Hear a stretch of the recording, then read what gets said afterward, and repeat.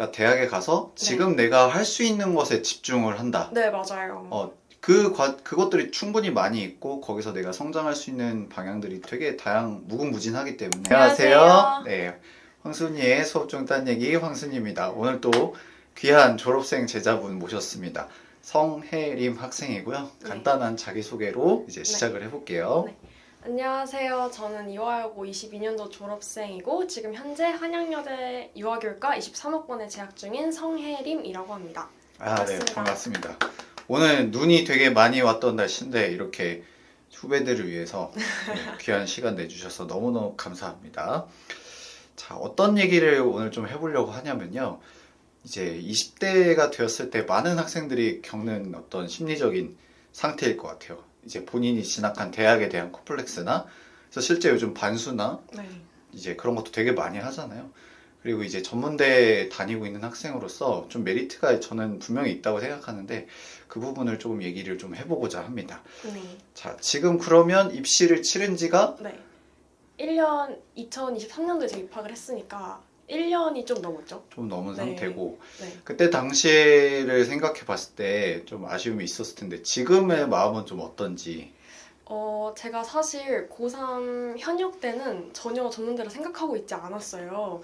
이제 제가 재수를 끝나고 이제 수시나 이제 정시 카드를 쓰면서 알아보게 됐는데, 처음에 사실 좀 입학하기 꺼려졌던 건 저는 개인적으로 좀 사실적으로 좀 그러긴 했는데, 지금은 현재 만족하면서 다니고 있는 것 같습니다. 그러니까 수시에서 주로 영문과를 위주로 네, 쓰지 맞아요. 않았었나? 그치, 맞아요. 그랬던 것 같아. 그랬던 네. 것 같고 그러니까 결국에 정시로 지금 진학을 한 거지. 네, 맞아요. 이렇게 정시로 진학을 했는데 네. 유아교육과고요. 네. 유아교육과에서 어떤 점이 좀 좋은 것 같아?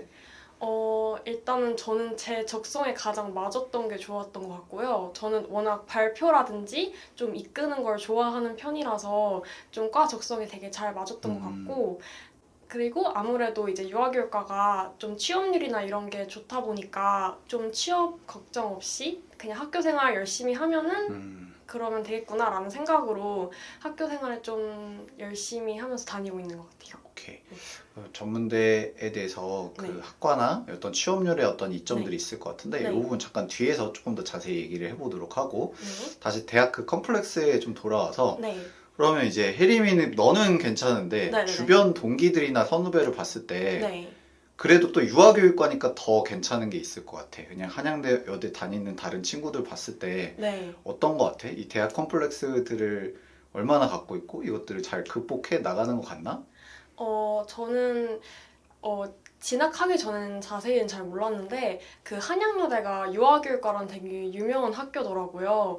그래서 과 동기들도 보면은 대체로 만족하면서 다니고 있는 것 같고, 그리고 좀 제가 대학백과라든지 이렇게 뭐 대학 관련 사이트 같은 것도 찾아봤었는데 뭐 경기권 4년제 사범대학을 포기하고 온 동기들도 있고, 그 정도로 뭔가 저희 학교가 유아교육 내에서는 그래도 꽤 괜찮은 학교인 것 같아서 다들 그래도 괜찮게 다니고 있는 것 같아요. 그러니까 이제 전문대도 결국에 네. 그 대학의 그 학과가 얼마나 이제 경쟁력이 있는지 네, 맞아요. 사실 그런 것들 고교 시절에는 막연한 선입견이 있어서 잘 네. 알아보려고도 잘 안 하는데 네, 맞아요. 실제로 이렇게 경쟁력이 괜찮은 곳들이 많다라고 네. 좀 얘기할 수 있을 것 같고 네. 주변에 네. 그 친구들은 그렇고 그러면 이화여고 네. 친구들도 있을 거 네, 아니야. 맞아요. 일반대 간 네, 친구들 네. 봤을 때 네. 많이들 근데 20대 초반에는 이런 네. 본 대학에 대한 컴플렉스가 있는 것 같지. 네, 네. 아무래도 이제 이화여고 친구들 같은 경우에는 다들 열심히 하는 친구고 그만큼 뭔가 대학에 대한 욕심이 많을 거라고 생각을 해요.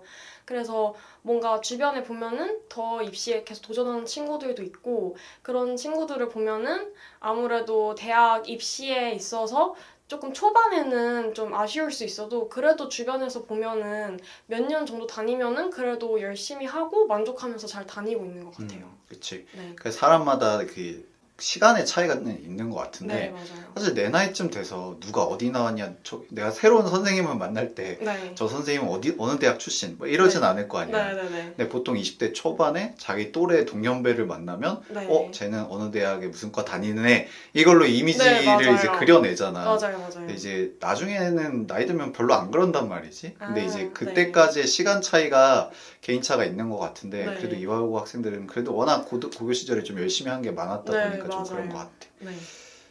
주변에 네. 동기들 중에 반수하는 애들 있어? 네, 많죠. 음. 많았고, 저는 일단 재수를 생활을 했었는데, 제가 재수할 때도 재수한다는 친구들이 되게 많았었고, 유아교육과 동기들은, 음. 보면은, 저희 반으로 따졌을 때는 반이 20살이고, 이제 반이 재수생 아니면 삼수생, 이런 친구들이었어요. 그래서 뭔가 저도 20살이 훨씬 많을 거라고 생각을 했는데, 재수하는 친구들이 꽤 많아가지고, 아, 되게 많이 하는구나, 이렇게 생각했던 그치. 것 같아요. 네. 그러니까 어떻게 보면은 뭐 이제 인문 계열로 진학을 했을 때요. 또 취업 준비를 되게 험난하게 해야 되잖아. 네, 근데 맞아요. 어떻게 보면 이렇게 딱 저명한 대학에 유아교육과 오면은 정말 이 교육 과정만 잘 밟고 잘 따라가면 네. 취업이 크게 어렵지 않게 보장이 되는 편이니까 상대적으로 네네네. 일반 문과에 비해서. 네. 그래서 이제 갈아타 거꾸로 여기로 오는 친구들 좀 많을 것 같네. 네. 오케이, 그렇고. 자, 그러면 이 대학 컴플렉스라는 것들을 네. 극복해 나가는데 혹시 여러 경험들이 작용을 했을 거 아니야? 네네네. 너가 유아교육과의 좀 매력을 더 느끼게 된 계기라든지 아니면 교내 활동이나 대외 활동 중에 너가 어떤 성장했던 경험들. 네. 사실 이게 대학 컴플렉스를 극복해 나가는 핵심인 것 같거든? 맞아요. 너가 좀 기억에 남는 대학생활 경험 좀 소개해 줄 수 있을까? 우선은 제가 좀 컴플렉스를 좀 뭔가 좀 극복해야 했다고 표현하는 게 맞겠죠? 그런 뭐 과정. 하고 있는 과정인 네네, 거지? 그런 과정이죠. 그랬던 과정이 우선은 저희 학교 유아교육과가 유명하다는 그런 말을 들어서 조금 괜찮겠구나 싶다는 생각이 들었던 것 같아요. 그리고 뭔가 제가 지금 현재 대학에서도 이제 학생회를 하고 있는데 그런 뭐 학생회를 하면서도 되게 보람찬 경험들이 많이 있고 또 저희 학교 안에서도 되게 비교과 프로그램이 많이 개설되어 있어요. 그래서 그런 강연들도 많이 듣고 또 그런 강연들을 들으면 이제 마일리지가 쌓이는데 그런 마일리지를 많이 쌓은 사람한테 장학금도 주고 이런 제도들이 잘 되어 있어서 되게 열심히 생활했던 것 같고 또 대외 활동에서도 이제 올해 2023년에 제가 좀 그래도 했던 것 같은데 대외 활동을 좀 대표적인 것들을 말씀드리면 이제 제가 그 대외 활동 중에서 그 TNC 재단이라고 해서 제가 고등학교 때 장학생으로 있었던 그 장학재단이 있는데 이제 그 재단에서 이제 뭐 공감교육 강사라든지 아니면은 뭐 공감교육 개발 이런 식으로 그 재단이 아무래도 공감을 좀 주로 하는 재단이거든요. 그래서 그런 재단에서도 활동도 하고 제가 그 2023년 2학기 때 그 대한민국 대학생 교육기부단이라고 해가지고 이제 그 대외 활동을 2학기 때 시작하게 됐는데 거기서도 이제 CJ 뭐 그 회사에서 운영하는 뭐 진로사람책이라는 뭐 팀장 활동이라든지 아니면은 그 꿈나무 캠프라든지 뭐 이렇게 학업 중단 위기에 있는 청소년들을 대상으로 멘토링을 해주는 그런 프로그램도 했었고요. 그래서 뭔가 입시 초반에 좀 아쉬움이 남다 하더라도 대학에 들어가서 제가 열심히 할 수 있는 기회들이 주어지니까 그런 것들을 하면서 많이 조금 회복하고 좀 극복했던 것 같아요. 네. 듣기만 해도 후덜덜한데 되게 진짜 열심히 산 게 느껴지는 것 같고 뭐 일반적으로 표현하면 이거인 것 같아. 그러니까 대학에 가서 지금 내가 할 수 있는 것에 집중을 한다. 네, 맞아요. 그것들이 충분히 많이 있고 거기서 내가 성장할 수 있는 방향들이 되게 무궁무진하기 때문에 네. 지금 내가 이 환경 속에서 할 수 있는 것에 집중을 한다. 네. 이게 좀 컸던 것 같고 그리고 네. 아까 얘기했던 게 그러니까 결국에 학교가 좀 유명하다는 것들, 좋다는 것을 와서 알았잖아. 네, 맞아요. 그 학과가 이제 좋다는 건 결국에 그 선배 졸업생들의 어떤 이제 실적이라든지 네, 맞아요. 업적이라든지 그런 이제 아웃풋이 괜찮으니까 그런 네. 건데 막상 들어가서 나는 대학이 아쉬워 이럴 게 아니라 네. 우리 학과를 졸업해서도 이렇게 좋은 결과를 낸 선배들이 있네. 네. 나도 저 정도는 해봐야겠다. 네. 그러니까 결국에 이제 그냥 막연하게 아쉬움만 느끼고 그냥 좌절하는 게 아니라 네. 여기서 이제 좋은 아웃풋을 낸 사례들을 찾아보는 것도 네. 또 도움이 되지 않을까라는 생각이 드네. 네. 아우 되게 기특하다. 아니면 그동안 내적 성장을 되게 많이 했을 것 같고. 네. 오케이, 그러면 조금 더 이제 전문대 메리트를 좀 얘기를 해보고 싶은데 네. 사실 아까도 내가 이제 네. 25살 네. 그리고 23살짜리 제자리를 만나고 왔었거든. 방학이니까 이게 또 네. 이제 애들이 이제 연락 오고 잠깐 이제 티타임을 가졌었는데 네. 이제 다들 취업 걱정을 하더라고. 그런 면에서 전문대가 네. 어쨌든 실무적인 역량을 쌓기는 난 좋다고는 이제 들었는데 네네네. 너가 이제 다니는 입장에서 네. 어떤 거 같은지 좀 얘기해 줄래? 아, 네. 저는 유아교육과로 이야기를 해드릴 수 있을 것 같은데요. 우선 저희 한양여대 유아교육과 같은 경우에는 우선 3년 과정을 마치면은 졸업을 할 수 있고 전문 학사가 나와요. 그리고 이제 1년을 더 해서 다른 4년제 대학교처럼 학사를 딸 수 있는 과정이 있어요. 이제 좀 그것도 약간 취향 차이인 것 같긴 한데, 우선은 좀 유치원, 그러니까 유아교육 내에서 취업해서 그런 기준으로 삼아서 말씀을 드리면은, 이제 저도 이제 선배님한테 들은 건데, 이제 아무래도 유치원 현장에 나가서 이제 취업을 하면은 보통 어디 대학 나오셨어요? 그러니까 물론 원마다 차이는 있겠지만, 어디 대학 나오셨나요? 보다는 이제 몇 년 차세요? 이렇게 질문을 하신다고 해요. 그래서 저는 그 대답을 듣고, 아, 유치원 교사가 되게 경력이 중요하구나를 깨달았거든요. 그래서 저희는 아무래도 3년제다 보니까 이제 4년제 대학 유아교육과 과정을 3년에 이제 압축해서 배우고, 이제 취업을 하고 싶은 사람은 취업을 할 수 있고, 아니면 공부를 더 하고 싶다라고 하는 사람은 이제 그 전공심화 과정을 거친 다음에 학사를 딸 수 있는 건데, 뭔가 유치원 교사가 경력이 좀 더 중요시되는 직업이라고 하면은 저는 3년을 졸업한 뒤에 바로 취업해서 현장으로 나가는 것도 경력을 쌓는데 아주 좋은 방법이라고 생각이 들거든요. 그리고 이제 제가 다른 4년제 대학교 유아교육과 다니시는 분에게 들었는데, 이제 다른 4년제 유아교육과 같은 경우에는 이제 학교마다 다르긴 하겠지만 그 학교 같은 경우에는 1학년 때 이제 모의 수업을 한 번밖에 안 한다고 해요. 근데 저희는 1학년 때 7번 정도를 했거든요.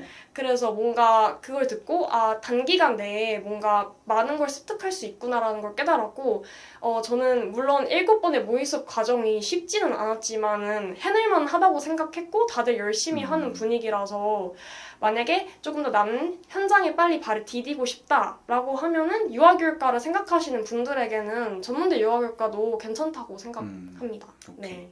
그러니까 결국에 요즘 일반 취업 트렌드도 네. 어떤 클래식한 스펙, 그러니까 뭐 학점이나 대학이나 뭐 어학 뭐 이런 거보다는 실무 역량, 실무 경험이 얼마나 있냐가 요즘 트렌드로 조금씩 넘어온 것 같은데, 네. 그러니까 전문대는 그런 측면에서 이렇게 실습도 많이 하고, 아마 다른 과들도 그렇게 유사할 것 같아. 네, 맞아요. 다른 과도 뭐 인턴 제도라든지 네. 뭔가 현장을 체험할 수 있는 경험들이 되게 상대적으로 메리트가 있지 않나 그런 좀 생각을 해보고요. 네.